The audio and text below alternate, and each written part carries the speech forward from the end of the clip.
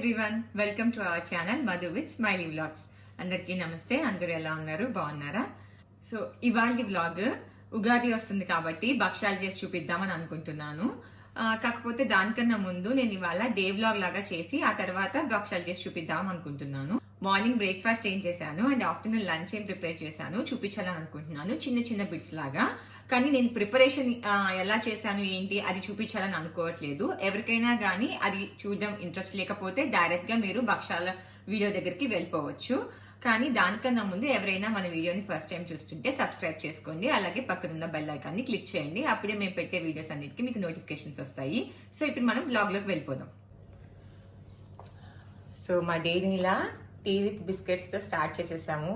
Because ఇవాళ breakfast చేసే mood లేదు, చాలా పని ఉంది. సో ఈ చిన్న బ్రేక్ఫాస్ట్ తో కానీ చేద్దాం. ఇవాళ పెద్ద పెద్ద బ్రేక్ఫాస్ట్లు ఏం వద్దు, కొంచెం టీ తాగేసి బిస్కెట్స్ తినేద్దామని అనుకున్నాము. సో ఇది నాది, ఇది రవిది. యూజువల్గా మేము టీ కాఫీ తాగమండి. సో వెరీ రేర్ అసలుకి. సో యూజువల్గా మేము టీ కాఫీ తాగము, వెరీ రేర్ అనమాట. చాలా చాలా తక్కువ.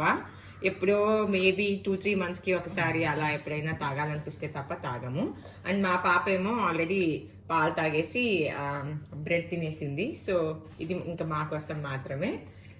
మార్నింగ్ మా బ్రేక్ఫాస్ట్ చూసేసారు కదా. సో ఆఫ్టర్నూన్ చికెన్ బిర్యానీ చేసేసాను లంచ్కి. సో ఆఫ్టర్నూన్ చికెన్ బిర్యానీ బాగానే హెవీగా తింటాం కాబట్టి మార్నింగ్ బ్రేక్ఫాస్ట్ కొంచెం లైట్గా తీసుకుందామని అలా ఏం తినకుండా జస్ట్ టీ అండ్ బిస్కెట్స్తో కనెక్ట్ చేసాము. సో ఇప్పుడు ఈ చికెన్ బిర్యానీని కుమ్మేస్తాము.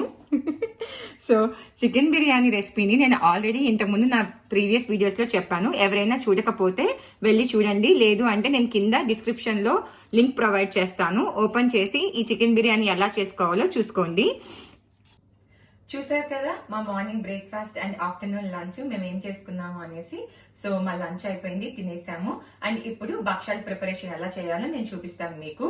సో భక్ష్యాలు ప్రిపేర్ చేసుకోవడానికి ఎప్పుడైనా సరే ఫస్ట్ పిండి కలిపి పెట్టుకోండి. ఎందుకంటే పిండి కనీసం 1 hour కానీ 2 hours కానీ నానితే భక్ష్యాలు అనేవి చాలా బాగా వస్తాయి. సో అందుకోసమే నేను ఫస్ట్ పిండి అలా ప్రిపేర్ చేయాలి. ఎంత క్వాంటిటీ పిండి తీసుకుంటున్నాను నేను చూపిస్తాను. సో చూసేయండి. ఆ తర్వాత నేను కుక్కర్లో పప్పు పెడతాను.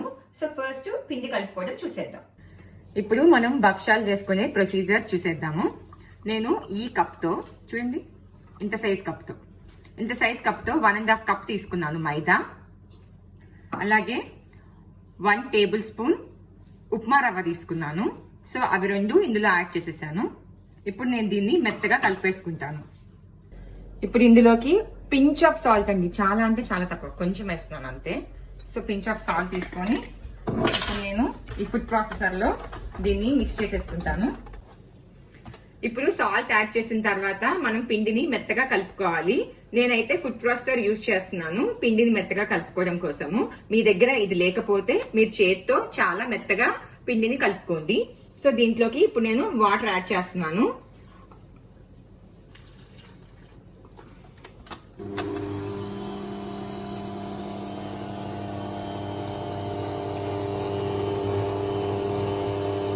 తగినన్ని వాటర్ యాడ్ చేసుకొని పిండిని మెత్తగా కలుపుకోండి.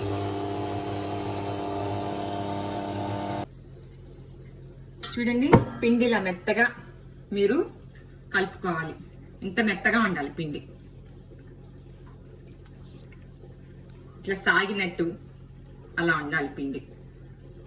సో చేత్తో కలుపుకోవడం అలవాటు ఉన్న వాళ్ళకి ఏంటంటే వాళ్ళు ఈజీగా కలిపేస్తారు. కానీ ఎవరికైనా అంత బాగా కలపడం రాని వాళ్ళకి ఇలాంటివి ఇలా ఫుడ్ ప్రాసెసర్ లో పెట్టుకుంటే చాలా బాగా యూజ్ అవుతుంది. అంతసేపు మనకు కలపడం రాకపోతే మంచిగా అది నీట్ గా కలిపిచ్చేస్తుంది మనకి ఇలాగా నీట్ గా. సో అందుకోసమే నేను ఎప్పుడు మోస్ట్లీ ఫుడ్ ప్రాసెసర్ లోనే పిండి కలుపుతాను. సో మన అమ్మ వాళ్ళకి ఇవన్నీ అవసరం లేదండి, వాళ్ళు చక్కగా కలిపేసుకుంటారు. మనకే కావాలి ఇలాంటివన్నీ. సో మీకు చూపించడం కోసం ఇలా చూపిస్తున్నాను నేను. మీరు ఒకవేళ చేత్తో కలుపుకునే వాళ్ళు ఇంత మెత్తగా వచ్చేలాగా కలుపుకోండి. దీంట్లో ఇప్పుడు నేను 4 tablespoons గీ యాడ్ చేస్తున్నాను.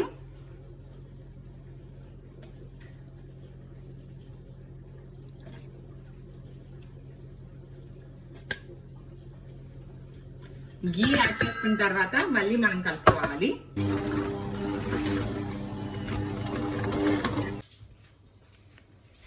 గీ యాడ్ చేసుకున్న తర్వాత చూడండి ఇలా మెత్తగా మీకు ఫస్ట్ యాడ్ చేసినప్పుడు అబ్బా ఇంత గీనా అని అనిపిస్తుంది.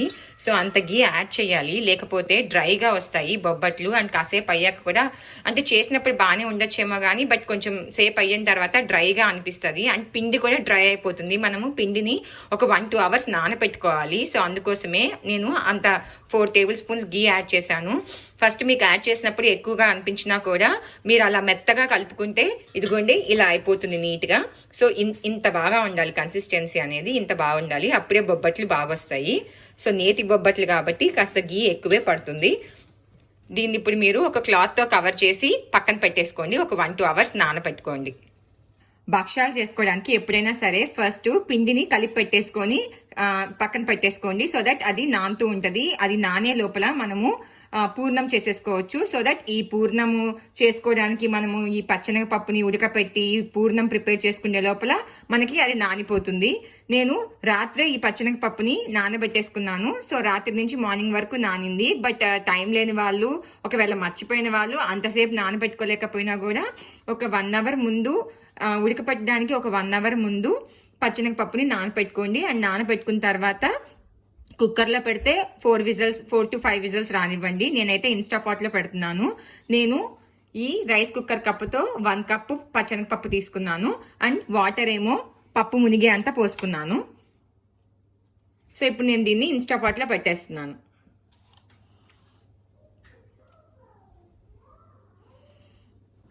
ఇన్స్టాపాట్ యూజ్ చేసే వాళ్ళ కోసము నేను ఒక విషయం చెప్పాలనుకుంటున్నానండి. సో నాకు ఈ ఇన్స్టాపాట్ తో పాటు నాన్ స్టిక్ పాట్ ఒకటి వచ్చింది. కానీ నేను ఇంకొక స్టీల్ పాట్ అమెజాన్ లో ఆర్డర్ చేసుకున్నాను. మన దగ్గర 2 పాట్స్ ఉంటే మనకి ఇంకా పని చాలా సులువుగా అయిపోతుంది. ఇప్పుడు నేను ఆఫ్టర్నూన్ చికెన్ బిర్యానీ ఆ స్టీల్ పాట్ లో చేశాను. దాన్ని తీసి పక్కన పెట్టేసి అది అయిపోగానే నా నాన్ స్టిక్ పాట్ లో నేను పచ్చనగపప్పు ఉడకపెట్టేసుకున్నాను. సో దట్ పని తొందరగా అయిపోతుంది. ఎవరైనా మీ దగ్గర ఆల్రెడీ ఇన్స్టా పాట్ ఉన్న వాళ్ళు ఇంకో పాట్ కొనుక్కోండి, మీకు తొందరగా అయిపోతుంది. మీరు ఇలా డిఫరెంట్ డిషెస్ చేయాలి అని అనుకున్నప్పుడు మీ దగ్గర ఎక్స్ట్రా పాట్ ఒకటి ఉంది అంటే మీ పని ఇంకా సులువుగా అయిపోతుంది, తొందరగా అయిపోతుంది. సో దట్ మీరు ఆ పాట్ చేంజ్ చేసేస్తే సరిపోతుంది, చాలు. ఇప్పుడు నేను ఇన్స్టా పాట్ లో పప్పు ఉడకపెట్టేసుకుంటాను.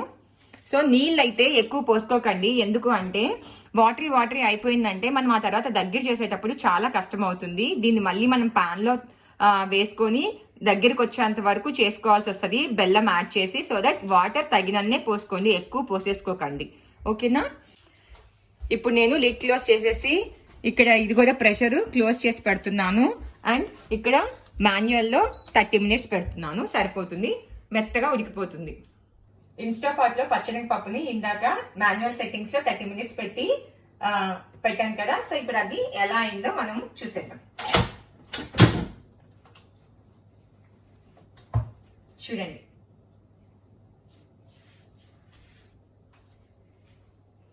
ఇలా చాలా మెత్తగా నీట్గా ఉడికిపోతుంది. సో 30 మినిట్స్ మాన్యువల్ సెట్టింగ్స్ లో పెడితే చాలు. వాటర్ కూడా ఎక్కువ లేవు, చూసారా, కొంచెమే ఉన్నాయి. సో పప్పు అలా మెత్తగా అవ్వాలి. ఇలా వాటర్ తీసేసి పప్పుని మిక్సీలోకి తీసుకోండి.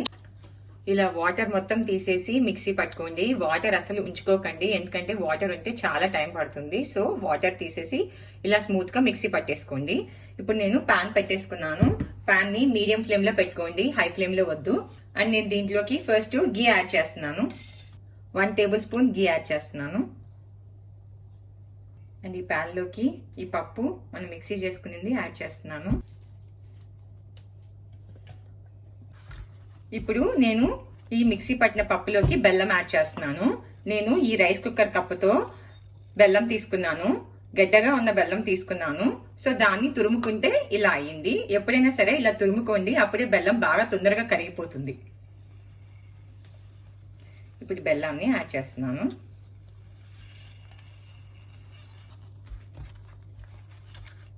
చూసారు కదా బెల్లం వేయగానే ఎంత తొందరగా కరిగిపోయిందో. ఇప్పుడు దీన్ని దగ్గరికి పడేంత వరకు మీడియం ఫ్లేమ్ లో కుక్ చేసుకోవాలి. ఇలాంటి వాటికి ఎప్పుడైనా సరే నాన్ స్టిక్ పాన్ ప్రిఫర్ చేయండి. అలాగే లో ఫ్లేమ్ లో గానీ మీడియం ఫ్లేమ్ లో గానీ పెట్టుకోండి. హై ఫ్లేమ్ లో అస్సలు పెట్టకండి, కొంచెం టైం పడుతుంది, ఓపిక్ గా చేసుకోండి. ఇలా తిప్పుతూనే ఉండాలి. లేకపోతే అడుగు అంటేస్తుంది. సో అందుకోసమే నేను నాన్ స్టిక్ ప్యాన్ ప్రిఫర్ చేయమని చెప్పాను. ఒక 10 minutes అయితే పడుతుంది గ్యారంటీగా. స్టవ్ దగ్గరే ఉండండి, పెట్టేసి మళ్ళీ పక్కకి అటు ఇటు వెళ్ళిపోకండి. పిండి ఒక 7 minutes or 10 minutes తర్వాత ఇలా అవుతుంది. సో దీంట్లో నేను ఇంత ఎలాచి పౌడర్ యాడ్ చేస్తున్నాను, లాస్ట్లో యాడ్ చేస్తున్నాను నేను.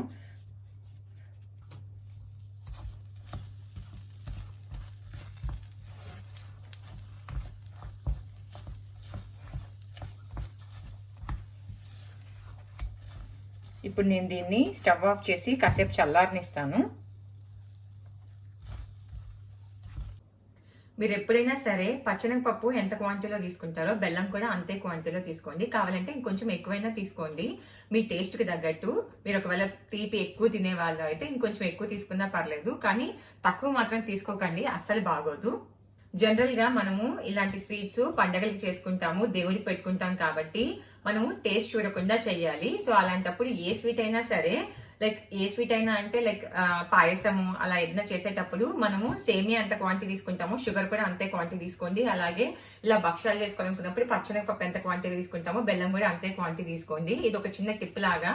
మనం అప్పుడు ఆ టైంలో టేస్ట్ చూడం కాబట్టి అలా ఈక్వల్ క్వాంటిటీ తీసుకుంటే బాగుంటుంది. కొంచెం ఎక్కువ తీసుకున్నా పర్లేదు, బాగానే ఉంటుంది. ఒకవేళ మీరు పండగ రోజే పూర్ణం చేసుకోవడము చాలా లేట్ అయిపోతుంది ఈ ప్రొసీజర్ అంతా అని అనుకుంటే, ఒకవేళ మీరు దేవుడికి పెట్టకపోతే మీరు పూర్ణంని ముందు రోజే చేసుకొని ఫ్రిడ్జ్ లో పెట్టుకోవచ్చు. ఇలా పూర్ణం ప్రిపేర్ చేసుకుంటే చాలా రోజులే నిలువ ఉంటుంది. మీరు ఎప్పుడు కావాలంటే అప్పుడు పూర్ణం తీసుకొని వేడివేడిగా చేసుకొని తినొచ్చు. జనరల్ గా మా అత్తయ్య వాళ్ళ ఇంట్లో అలాగే చేస్తారు, అంటే మా హస్బెండ్ వాళ్ళ మదర్ వాళ్ళ ఇంట్లో అలాగే పూర్ణం చేసి బాక్స్ లో పెట్టి ఫ్రిడ్జ్ లో పెట్టేస్తారు. సో ఎప్పుడు తినాలనిపిస్తే అప్పుడు వేడివేడిగా చేసిస్తారు అనమాట. మీరు దేవునికి పెట్టే పని అయితే ఆ రోజే చేసుకోండి, లేదు జస్ట్ మీరు తినడానికి అని అనుకుంటే మాత్రం ముందు రోజే ప్రిపేర్ చేసి పెట్టేసుకోండి ఫ్రిడ్జ్ లో. సో ఈజీగా అయిపోతుంది. చల్లారాక ఇలా దగ్గరికి అవుతుంది. ఇంకొంచెం నెయ్యి యాడ్ చేసుకొని మంచిగా ఇలా దగ్గరికి చేసేసుకోండి. ఇప్పుడు నేను నా చేతికి కాస్త నెయ్యి పూసుకొని చిన్న చిన్న ముద్దలుగా చేసుకుంటాను. ఇందాక నేను పిండిని చూపించాను కదా, మంచిగా వెట్ క్లాత్ తో నేను పిండిని కవర్ చేసి పెట్టేశాను. సో 2 hours అయింది. చూడండి మెత్తగా బాగుంది పిండి. ఇలా ఉంటే చేసుకోవడానికి మనకి ఈజీగా ఉంటుంది. సో నా చేతికి ఇలా నెయ్యి రాసుకొని మైదా ముద్దని ఈ సైజులో తీసుకున్నాను. దీనికన్నా కొంచెం పెద్దగా పూర్ణం ముద్ద తీసుకున్నాను. దీన్ని ఇప్పుడు దీంట్లో పెట్టేసుకుందాం.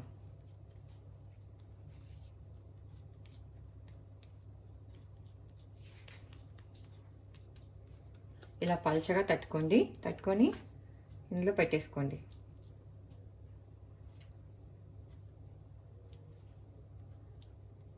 ఇలా సీల్ చేసేసుకోండి.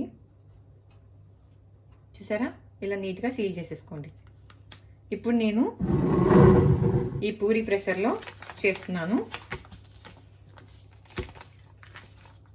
ఈ పూరీ ప్రెషర్ మీద ఒక పాలిథిన్ కవర్ పెట్టాను, దానికి కొంచెం నెయ్యి రాశాను. ఇప్పుడు దీని మీద పెడుతున్నా. అలాగే దీని మీద ఇలా క్లోజ్ చేయడానికి ఇంకొక పాలిథిన్ కవర్ తీసుకొని దీనికి కూడా నెయ్యి రాశాను. ఇలా పెట్టి దీంతో ఇప్పుడు కవర్ చేసేస్తున్నాను.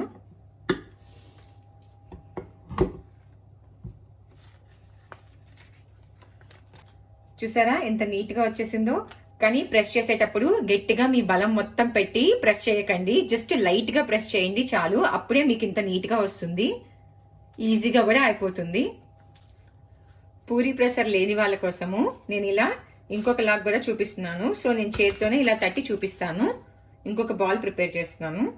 చేతికి అప్పుడప్పుడు నెయ్యి అద్దుకుంటూ ఉండండి.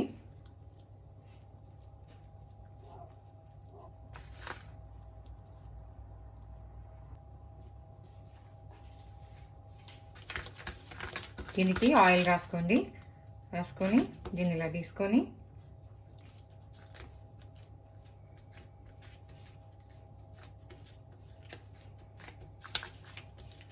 కానీ ఇలా చేత్తో చేసేదానికన్నా కూడా పూరీ ప్రెషర్లో అయితే ఇంకా నీట్గా వచ్చేస్తుందండి.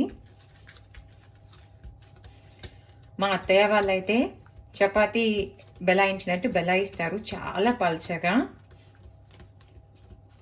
కానీ మా మమ్మీ వాళ్ళు ఇలాగే చేస్తారు, ఇలా చేత్తోనే ప్రెస్ చేసుకుంటారు. కార్నర్స్ అనేటివి లావుగా లేకుండా చూసుకోండి. కార్నర్స్ ఎప్పుడు కొంచెం పల్చగా ఉంటే బాగుంటుంది. చూసారా, మీ దగ్గర పూరి ప్రెసర్ లేకపోయినా కూడా ఇలా నీట్గా చేసుకోవచ్చు.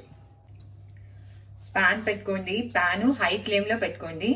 బాగా ఇలా పొగలు వస్తున్నప్పుడు బొబ్బట్టు యాడ్ చేయండి. మీరు కావాలంటే ఇంకొంచెం పెద్ద సైజ్ కూడా చేసుకోండి, మాకైతే ఇలానే ఇష్టము. అండ్ పూరీ ప్రెసర్లో చేసినప్పుడు ఇలానే కొంచెం చిన్న చిన్న సైజెస్ చేసుకుంటేనే బాగుంటుంది. మరీ పెద్ద పెద్ద ముద్దలు చేసుకోకండి, అప్పుడు బయటకు వచ్చేస్తుంది. స్వీట్ బాగా ఇష్టపడే వాళ్ళకి మాత్రం ఖచ్చితంగా ఇలా చిన్నవి చేసుకుంటేనే మీరు ఆ స్వీట్ని ఎంజాయ్ చేయగలుగుతారు.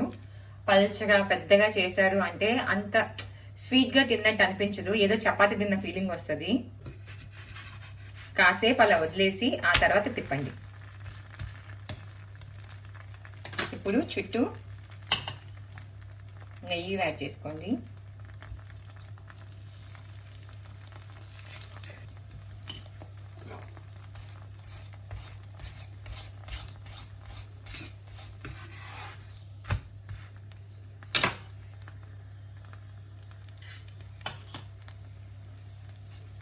ఇలా రెండు వైపులా నెయ్యి యాడ్ చేసుకోండి.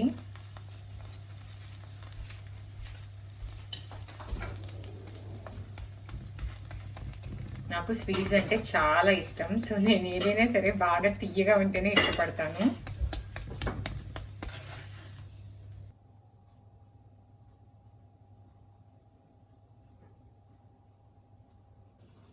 మన వేడి వేడి భక్ష్యాలు రెడీ అయిపోయాయి. సో ఇంతేనండి, సింపుల్. ఎవరికైనా సరే ఇలాంటివి చేసుకొని తినాలని అనిపిస్తుంది, అంటే స్వీట్స్ అంటే ఇష్టం ఉన్న వాళ్ళకైతే ఇంకా అనిపిస్తుంది. కాకపోతే మన కోసం ఎవరు వచ్చి చేసి పెట్టరండి, మనమే చేసుకోవాలి. కాస్త ఓపిక చేసుకొని కొంచెం టైం పడుతుంది, బట్ పర్వాలేదు, ట్రై చేయండి, ఖచ్చితంగా బాగొస్తుంది. నేను ఎలా చేశానో అలా చేస్తే ఖచ్చితంగా సూపర్ టేస్టీగా వస్తుంది, నాది గ్యారంటీ. ఇప్పుడు నేను తిని ఎలా వచ్చాయో చెప్తాను.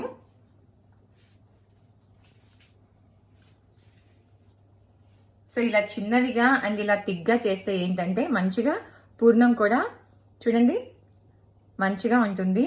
సో మనకి తిన్నా కూడా ఆ స్వీట్ తిన్నామన్న ఫీలింగ్ ఉంటుంది.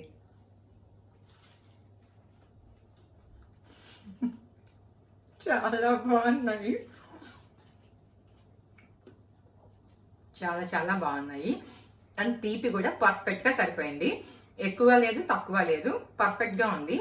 తీపి ఇంకా ఇష్టపడే వాళ్ళు కావాలంటే ఇంకొంచెం బెల్లం వేసుకోండి, కానీ నా వరకు అయితే నేను పెద్ద స్వీట్ లవర్ని, నాకే ఈ స్వీట్ సరిపోయిందంటే ఇంకా ఎవరికైనా సరిపోతుంది. కానీ స్వీట్ ఎక్కువ తిన్న వాళ్ళు మాత్రం కొంచెం తక్కువ చేసుకోవచ్చు, అది మీ ఇష్టము.